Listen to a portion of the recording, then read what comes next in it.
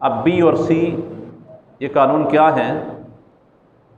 295 be جو ہے اس کے اندر جو شخص قرآن کریم کی بے حرمتی کرتا ہے اس کے لیے سزا تجویز کی گئی ہے،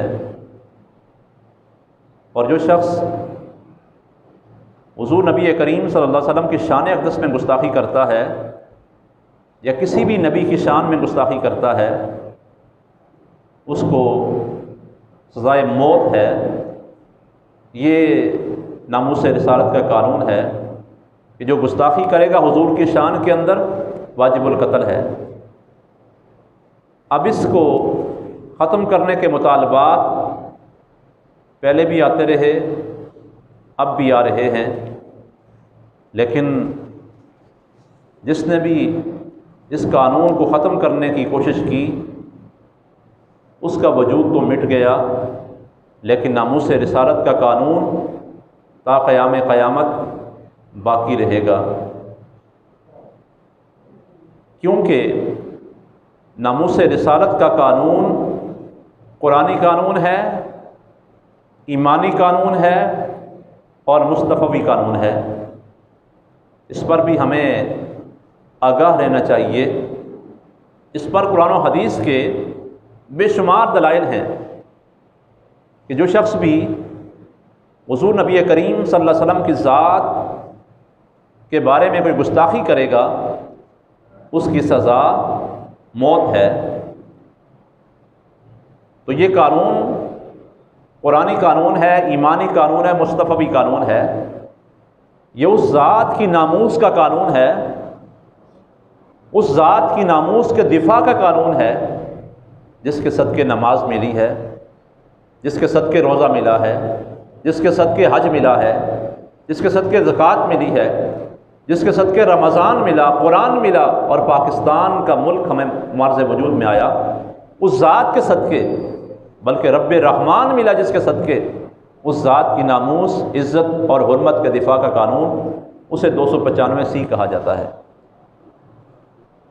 اور ظفر علی خان نے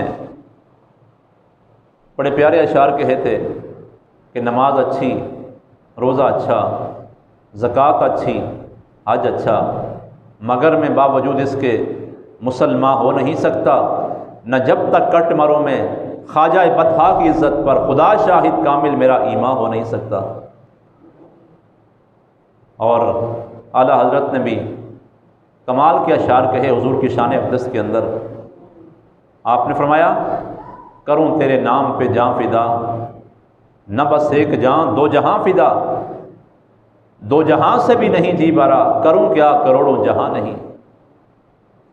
عاشقوں نے تو کمال کی ہے۔ تو 295 سی کا قانون ناموس رسالت کا قانون ہے۔ مختصر الفاظ کے اندر اتنا ہم یاد رکھیں کہ یہ حضور کی ناموس کا قانون ہے کہ جس نے بھی حضور کی شان میں گستاخی کی واجب القتل ہے۔ اب آئیے قرآن کی چند آیات میں آپ کے سامنے رکھتا ہوں۔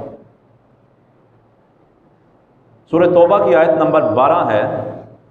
اللہ کریم فرما رہا ہے، بسم اللہ الرحمن الرحیم، وَإِن نَكَثُوا أَيْمَانَهُمْ مِن بَعْدِ عَهْدِهِمْ وَطَعَنُوا فِي دِينِكُمْ فَقَاتِلُوا أَئِمَّةَ الْكُفْرِ إِنَّهُمْ لَا أَيْمَانَ لَهُمْ لَعَلَّهُمْ يَنْتَهُونَ۔ ترجمہ ہے، اگر یہ لوگ اپنے عہد کے بعد اپنی قسمیں توڑ بیٹھیں اور تمہارے دین میں تان کریں تو کفر کے سرغنوں سے، لیڈروں سے جنگ کرو، اس لیے کہ ان کی قسمیں قابل اعتبار نہیں ہیں، تاکہ یہ لوگ اپنی شرارتوں سے، اپنی توہین امیز خاکے بنانے سے یہ باز آ جائیں۔ مفسرین فرماتے ہیں، علامہ ابن کثیر نے لکھا، وَطَعَنُوا فِي دِينِكُمْ سے مراد تمہارے دین میں عیب لگائیں یا تنقیص کریں، دینی شاعر پر، دین پر، پیغمبر اسلام پر۔ اور یہاں سے مفسرین فرماتے ہیں کہ یہ بات اخذ کی گئی ہے کہ جو شخص بھی رسول کائنات صلی اللہ علیہ وسلم کو گالی دے یا دین میں تان کرے اسے قتل کر دیا جائے۔ دوسری آیت کریمہ سورہ مجادلہ کی آیت مبارکہ ہے، ان الذین یحادون اللہ ورسولہ اولئک فی الاذلین، بے شک وہ لوگ جو اللہ اور اللہ کے رسول کی مخالفت کرتے ہیں وہ سب سے زیادہ ذلیل لوگ ہیں۔ صاحب روح البیان کے حوالہ سے مفسرین فرماتے ہیں، انہوں نے لکھا کہ جو اللہ اور اللہ کے رسول کی مخالفت کرتا ہے اس کے لیے ذلت و رسوائی ہے۔ دنیا میں اس ذلت و رسوائی کی صورت قید ہے، قتل ہے، جبکہ آخرت میں عذاب نار کے ساتھ اس کو ذلیل و رسوا کیا جائے گا۔ تو یہ قرآن کا فیصلہ ہے کہ جو حضور کی ناموس کا، حضور کی شان میں گستاخی کرنے والا ہے وہ واجب القتل ہے، اس کی سزائے موت ہے۔ تو 295 یہ حضور کی ناموس کے دفاع کا قانون ہے، ناموس رسالت کا قانون ہے۔